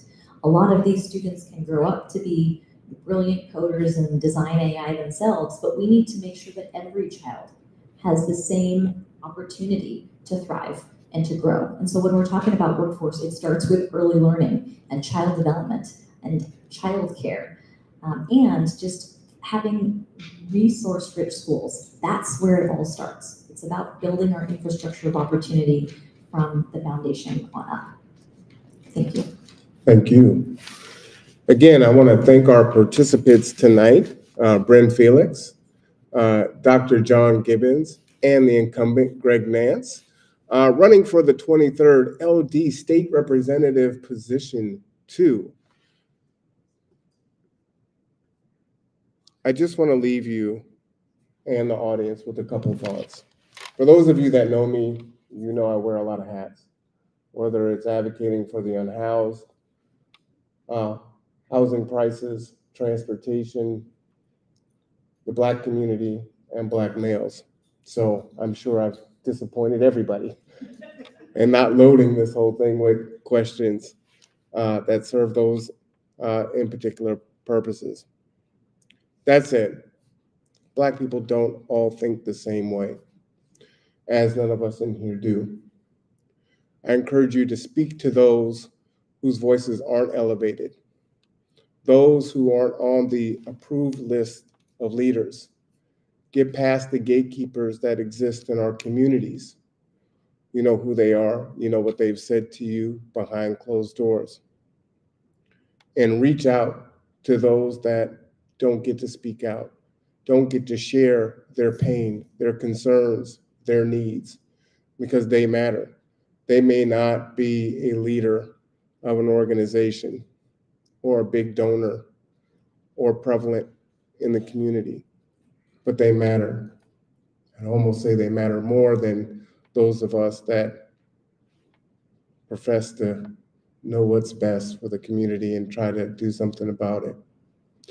But I do thank you. I appreciate you. Thank you for your time. I wish all three of you the best of luck. I look forward to getting to know you all better. In full transparency, Dr. John, I've never met you before tonight. Brynn, we have been in spaces together, but I think this is probably the most we spoke was right before. And Greg, I ran for city council last year and you wore my t-shirt. So I think that's fair to be clear in the relationships that you have with each other and to be as transparent as possible. Okay, that's it for my soapbox.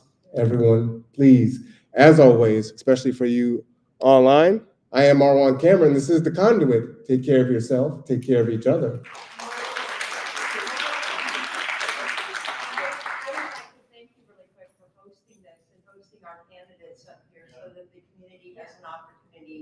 Hear from our candidates. You know, the primaries coming up, primaries do matter. Voting the entire ballot does matter. So thank you for taking time and space to make this happen. Thank you.